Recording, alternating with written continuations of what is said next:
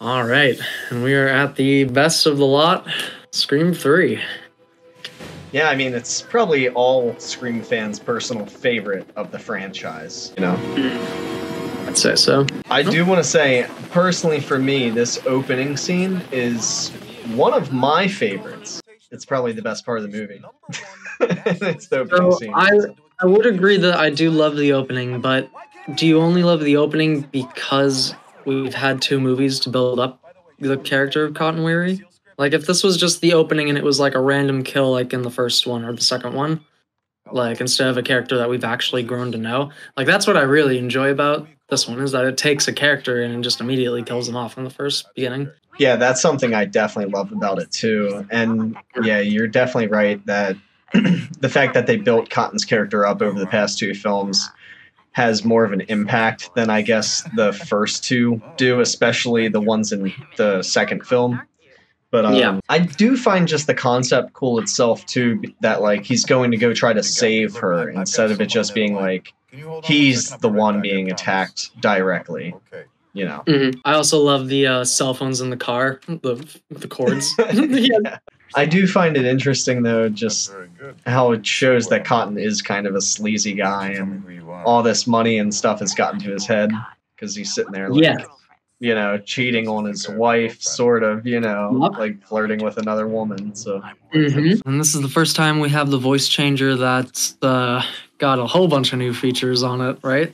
yeah, It can change into like female voices and can just imitate anyone in the world. yeah, so. imitate anyone. Like Yeah. it gets a little loosey-goosey in this one, I think. But you're right though, just because he was, I mean, obviously it's not necessarily a reason to die, but the fact that they set him up to be a sleazeball now does kind of It at least make it gives him a reason why he should die. Because, I mean, in the second in the one, he context of turned out horror to be movies. like a good guy, you know, so. Yeah.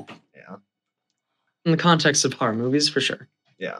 I always did think that this was the scariest one too, because like, I mean, of course getting murdered in public is terrifying too, like in the second one, but going back to the first one, being murdered in your own home is just always a little bit more like, that's your safe spot, you know? Like, someone's in there and like, I love the little chase that goes on, like, through the bedroom door and like around the tables and so, like, it's all really good. I like it a lot.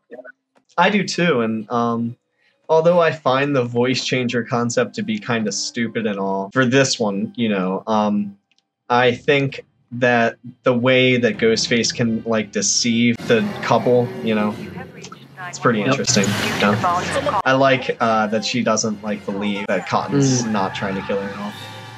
Yeah, I always found this opening car chase scene to be really intense too. When I was younger, growing up, I was like, "Oh shit!" Like, yeah, me too. You gotta get home. It's definitely not bad. No, it takes a little while for Scream 3 to start being a little. Yeah, I mean, other than of course the quick little bit of the voice changer. I at least think that so far this is up to par with 2. Yeah. Yeah. I'd say so. Your stab game, so it's just odd. He does this. Like, yeah, has he done this before? Yeah, that's very odd. Building him up more to be a sleazeball. So I love the concept that they gave him a show, though. I think that was pretty funny. I wish we could have saw more of that. Yeah, me too. I wonder if he's wearing a cotton shirt. I would assume so. I mean, it's his brand name at this point, so he probably has his own clothing company. A tie-in to his talk show. Exactly. It's his merchandise. Oh, Chris. What an idiot. Should have looked behind you. Ah. Oh well. Poor cop. Have you ever seen the alternate version of his death? I probably have at some point, but I don't remember what it was. What was it? I think he tries to get like up on the desk and there's a skylight and he goes to climb out of it or something, but Ghostface, I guess, stabs him in the leg or yanks him back down and then kills him. But oh, no, I don't think I ever saw that one then. Well, something that just dawned on me now is if she's surprised that he is playing Dewey, does that either imply that Dewey wasn't a character in Stab 1 and 2, or that they replaced his actor with a new actor for Stab 3? Think about that. What? If Gail right now was like surprised that that actor was playing Dewey, and this is Stab 3, then does that mean that the character of Dewey was not in Stab 1 and 2? Because otherwise she would know that that's the actor who plays Dewey. Yeah, but Or- I'm pretty sure that Just up ahead is the this old is Chelsea. like a remake almost of the original, something like It that. says Stab 3. Anyway, Yeah, Jay and it's Silent Bob. 3, but also, yeah, you're right. Yeah, I said, so if Gail right now is shocked that like, is just finding out that that is the actor that plays Dewey, Yeah, then- I think they've recast all of the cast from the Stab film. okay. Yeah, Okay, I that don't was think my- any of those actors had played them in the first two. Okay. Yeah. Yeah, but wait a second. Because is this supposed to be like a retelling of Scream 2 then? I don't think they're actually making a film about the events of 2, period. Weird. Yeah. Maybe that was what Stab 2 was about. Yeah. The timeline of the Stab movies is a little weird, but It is, isn't it? and what they're based on and whatnot, but we'll figure it out. Because I it's don't only like a year particularly- later or something. Maybe a couple. I don't particularly care for the Maureen Prescott ghost plot. So, here we go, Ricky. What the fuck is this? Yeah. This isn't Scream. Dream this sequences is- now. Yeah, this is dumb. Like, Yeah, I agree. It's a little like, trying something new, I guess, but wouldn't she... I like Probably that the have- dog just looks at her like she's crazy. Well, she's a little paranoid at this point. But wouldn't you think that because of her paranoia, they'd like have her have... Oh, it's Return to Woodsboro, so it's like maybe the surviving characters are going back to Woodsboro for whatever. So that's why it's the same sets and everything. Well, see, obviously, though, they didn't do the events of 2 because Randy's character is still alive, I guess. Right? Hmm. Because I think that one Yep. guy is playing Randy. I think, unless Does if he? they just said that his character is replacing. But Roman? and also, who's she supposed to be? Tatum? Yeah, that's what I'm curious about. So it looks like unnamed character, Sydney Gale, actor, bodyguard. Nope. Awesome. Yeah. This is just like an original story that only has the fictional Sydney, fictional Gale, fictional Dewey, and then everyone else in it is just like new characters. Oh, okay.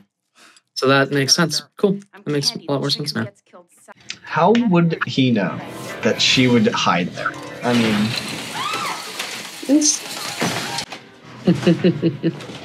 With the rubber knives and everything. yeah. Oof. Ooh. Ah. Real gnarly. Yeah. But at least she didn't die like naked in the shower or anything. Yeah. Fair point. She died with her clothes on. This is the scene where you come with us. Literally. This one is ridiculously meta. Yeah. I don't hate it though. I mean, it makes me chuckle, even if it is like in a corny way. But Roman. You know your mother's voice when you hear it. Now turn on the news. how in the hell would he get her voice? Like, There was obviously plenty. Oh, because she was an actress, right? yeah, oh yeah, obviously. So Oh. he what So- took the like probably 10 minutes of her talking perhaps from films and combined it. Into brand new sentences. Yeah, exactly. Like, Well, no, she wouldn't because she'd be dead. It's a call from beyond the grave. Jesus Christ, Ray. It's a ghost calling. A ghost face, if you will. Wow, good one. A dewdrop. Oh no! Oh. Oh. Pretty gnarly one. Wrong. He's supposed to be dead. He really got up, walked all the way over here, and then... Oh, now here's another really dumb part of the film. Oh, the house blowing up. Oh god, I hate it. And then we're gonna sit there and read faxes? Why not just leave? He's rewriting the movie. Look at all that light coming in through the windows. Yeah. Of course, you could read everything else just fine a second ago, but now it's just a little too dark in here. Yep. How in the hell did you all get so far away from each other when you rolled the same directions? Yeah, right? Yeah. I always thought this part was pretty clunky. Like, Yeah, for sure. like, Like, okay, whoa. And then Dewey has to be clumsy, because that's his character. Yep, yeah. Oh, now Ghostface is gone because everybody got distracted. It's like he's just Ghostface is there and then he's gone, and it's like, why? What was the point? Literally, the house just exploded. Like, you also have to immediately follow that up with, "Oh, Ghostface is here. We shot him a bunch of times, and then oh, he's gone." And like, And then we're we right won't back to see him talking. for like another 20 minutes. Yep, like no one chased after him. No one went looking Yeah. for him. Why wouldn't they just move like all the characters to the precinct for like I'm glad you're all right. a week, and then just like, haha, Ghostface can't get come at us. Because that would make a little too much sense. Shut It's shut up. I love it. I don't care how shoehorned in it is. It's great. It is good. And I remember when I watched it for the first time, it was something I did not expect whatsoever. So I was so Oh, yeah. psyched to see like the character of Randy back again. 15 minutes, Paul. Pairing these two up together really is a great little comedic bit, though. I enjoy the movie for this little sequence here. Yeah. Gail getting a taste of her own medicine. Very true. Hearing it all my life. That was it for Princess Leia. I always found this scene to be like pretty tense too. Just like, you know, a little bit. Yeah, but I also found it to be pretty goofy. You know what I mean? Yeah, I mean, it's, I don't know, it's just, this is kind of fun. I like it. He's the set of Woodsboro, and it's like, oh god, the first time she's really been back there. Yeah, true. Sydney, how could you let yourself walk into this? But I love that callback of them closing the door like that. Why would you follow it? Like, what? How stupid can you be? Especially because I think, isn't this the first time that every other time before then it's been like when she's asleep or like dreaming, right? Now this is the first time she's awake and hearing this stuff, right? No, I'm pretty sure she got like an actual phone call. This part's so weird. You're telling me they actually heard her in there somehow? I like to imagine that as the director, he like has little like hiding places that only he knows about, Yeah. hidden around the set or something like that. It is a little sketchy that he would be like, oh, who's Rena Reynolds? Rena Reynolds? I love Lance Hendrickson. Yeah. They kind of like underused him in this, honestly. Oh yeah, I know. I forget Yeah. he's in it all the time. Yeah. It's also surprising that they were able to get away with this story now knowing what happened with the Weinsteins. Yeah. Well, I mean, this was 2000, Yeah. so that was still going on. You'd think they would be Oh, like, no. maybe we shouldn't make this movie. It really is just scary how everyone knows about this shit and just no one was doing anything. Yeah. And they're literally making movies about it, where it's just subplots. In the same studio where it's happening. Very crazy. I also love the house. The setting of this house is a great final location for everything to go down. It's like a haunted house, a spooky, fun house. It's like so much is going on in this house. It's like Stu's house timed up to 11. It really is great. Yeah, I love it. I like the basement, and it makes sense because he's a movie producer, so he has like all these crazy props and stuff. Definitely is a fun time. And the secret passageways and stuff. Yeah, I love it all. Yeah. How does this make sense? She's like checks his pulse, but Yeah, right? yeah. He's dead. And then she was down there the whole time, but didn't say anything. Like Gail's calling out his name and stuff.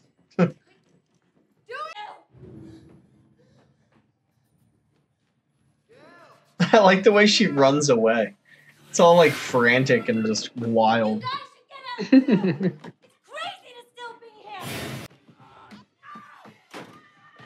Oh, black guy in a horror movie. I thought it was cool though that he backed up Dewey right there. I know. He Yeah. sacrificed himself. I really appreciate that. I wish he didn't run though right there. Like he should have just He stayed should've with the stayed other dead. people. I mean, at least then it's like 3-on-1. Like why are you gonna run away? Then you're just singling yourself out.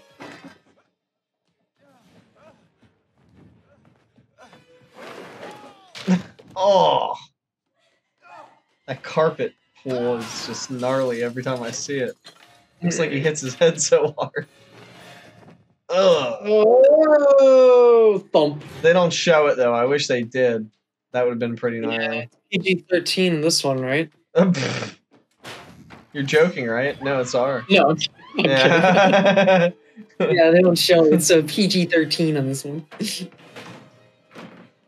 Almost could have been.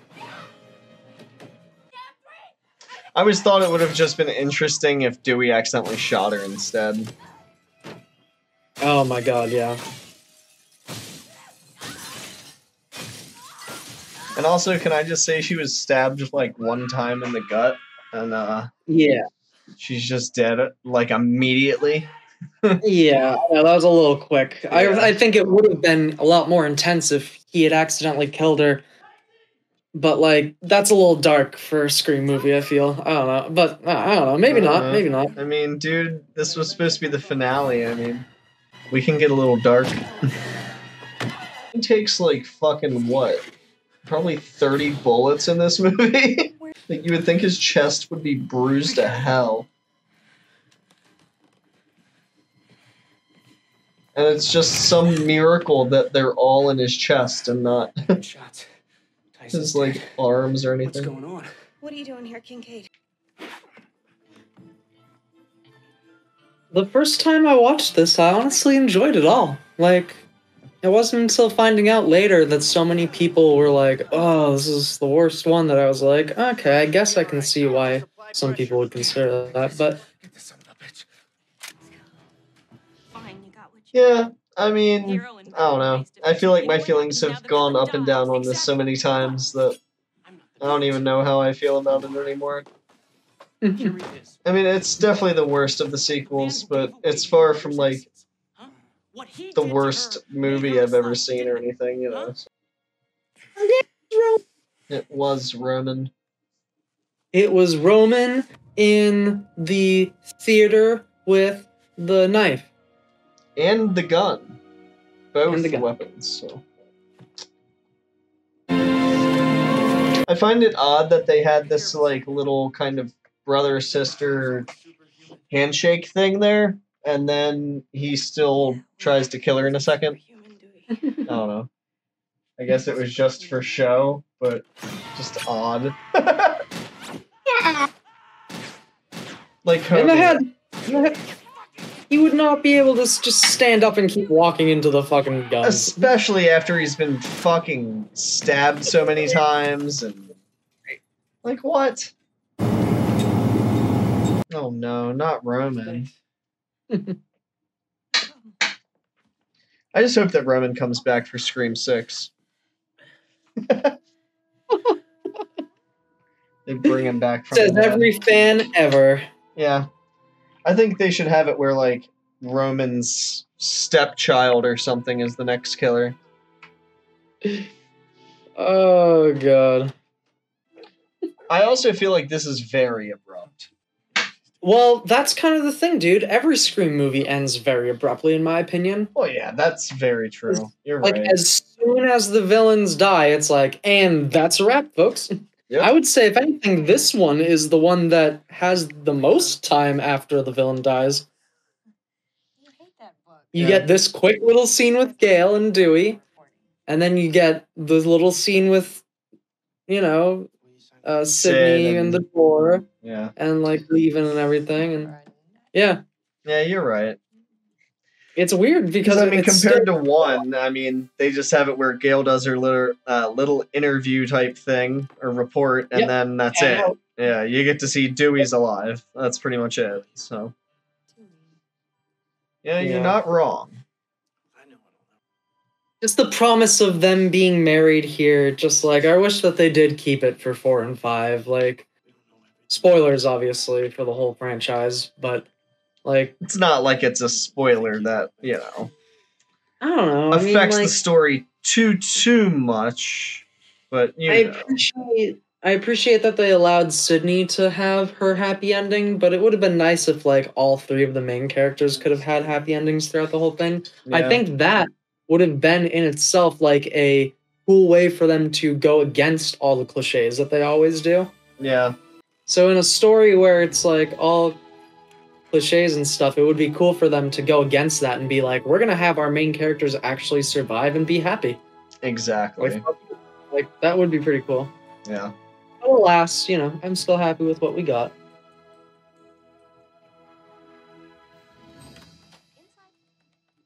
Yeah, dude, this is like a whole 5 minutes after Roman's been killed. Like, Yeah. this is uncharted territories for a Scream movie. Sid, we've been waiting for you. We're gonna start a movie. We got the popcorn and We everything. have to come. And the door is left open. Oh, so cute. I think it would have been nice if they had showed her sitting down and like getting comfy with everyone, but I like the hard cut. The hard cut makes it like, yep, everything's okay now.